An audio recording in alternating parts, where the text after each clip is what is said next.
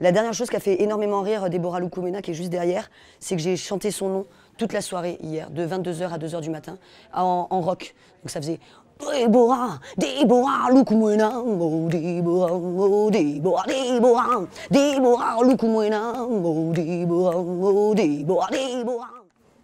Votre première audition. Oula, ma première audition, ça s'est très très mal passé. Je venais d'arriver sur Paris.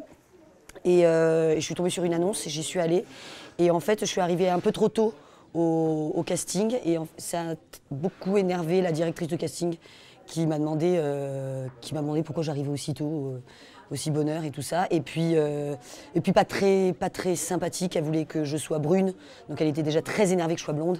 Et elle parlait très mal à son assistante en disant « Mais je comprends pas, mais enfin, on a demandé une brune, elle n'est pas brune. » Comme ça. Je me prenais des phalanges comme ça dans le nez. Donc, ouais, pas très sympathique ce premier casting. Voilà. Les Invisibles sont-ils des gilets jaunes? Non. Ben non, c'est pas... Non, on n'est pas sur... Alors évidemment, le film sort à ce moment-là, mais il a traité ce sujet-là il y a 3 ans. Et on l'a tourné l'année dernière, donc on n'était pas dans cette optique-là. En fait, là où il peut y avoir un rapprochement, c'est qu'on est en train de... Louis-Julien Petit, le réalisateur, met en lumière les gens qu'on n'entend pas et qu'on a pris l'habitude de ne pas entendre. Et il leur donne la parole. Moi, je ne fais pas de politique, je suis juste comédienne. Je suis citoyenne, donc c'est vrai qu'on a notre mot à dire, mais je trouve ça très compliqué. Je pense qu'il y a des gens plus aptes que moi pour en parler. Donc je trouve que c'est toujours des sujets hyper dangereux. Moi, ce qui m'a plu dans ce film-là, c'est qu'on traite un sujet... comme je vous disais tout à l'heure, qu'on n'a pas forcément l'habitude de voir, d'entendre. En tout cas, on a mis un mouchoir dessus et ça arrange tout le monde de ne pas regarder ça. Et je trouve que de le mettre en lumière, en restant dans la comédie, sans prendre parti, en ouvrant les portes, sans les enfoncer, en laissant le choix aux gens, aux spectateurs, de faire quelque chose ou pas, je trouve que c'est extrêmement intelligent. Voilà. Et si grâce à notre métier en tant que comédien ou réalisateur, on arrive à laisser passer des messages comme ça, je trouve ça super. C'est 8h, pas 7h55, je sais pas pourquoi vous êtes en train de chouiner là. Vous entrez, vous sortez vos cartes du centre. C'est son pseudonyme, la Chicheline. Brigitte Bardot. Brigitte Bardot. Bon, les Spice Girls là, qu'est-ce que vous foutez là? Je te prends rendez-vous aux affaires sociales, t'es d'accord avec ça? Ah ouais, allez. Vendredi prochain à 9h30. Catherine? Vendredi, 9h30. Ouais, je peux. Un souvenir du conservatoire.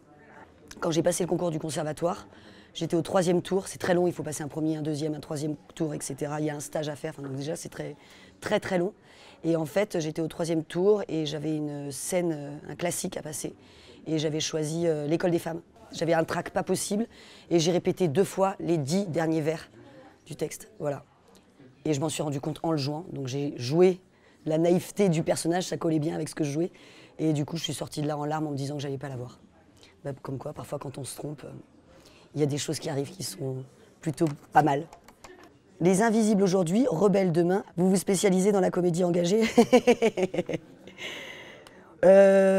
C'est un pur hasard. Bah déjà, je suis tombée sur le film de Louis-Julien Petit. J'ai eu ce que je disais tout à l'heure, j'ai eu un gros coup de cœur parce qu'effectivement, j'ai pas l'habitude de rencontrer des réalisateurs qui me voient autrement que tout ce que j'ai pu faire jusqu'à maintenant. Il est assez imaginatif et il m'imaginait très vite dans quelque chose de plus sérieux et de différent. Moi, j'étais soignante. Bah, j'ai travaillé dans une agence immobilière. T'as fait ça pendant combien de temps? Un jour. Ah, c'est 24 heures, hein. En même temps, c'est beaucoup. Catherine? J'ai fait escorte, je me suis lancée dans la domination et là, j'adore. De toute façon, ça, je vais pas le noter. Hein.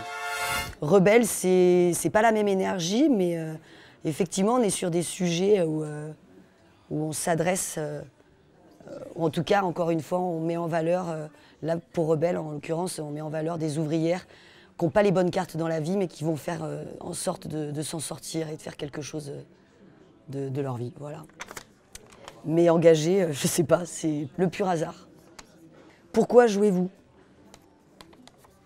En fait, quand j'étais petite, c'est vrai que je pensais qu'être chanteuse ou tout ce qui était artistique, on ne pouvait pas gagner sa vie avec. Vous savez, souvent à l'école, on vous dit oui, ok, t'es bon en musique, mais ça, on s'en fout de la musique. T'es bonne en sport, mais on s'en fout du sport, ou en dessin, on s'en fout. Ce qu'on veut, c'est que tu sois bonne en maths ou en français.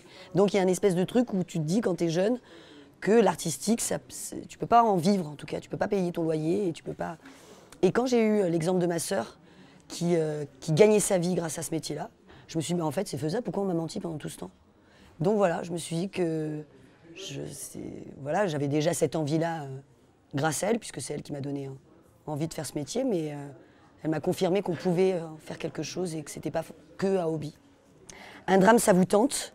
Oui. Après, tout dépend l'histoire, tout dépend le personnage, tout dépend de plein de choses.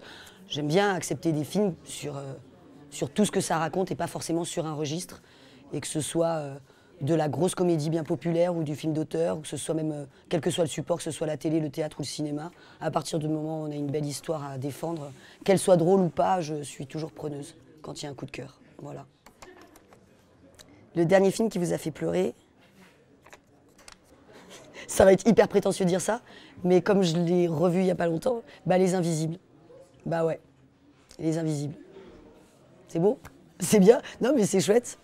Déborah, Déborah, Lukumwena, Déborah, Déborah, Déborah, Déborah, Lukumwena.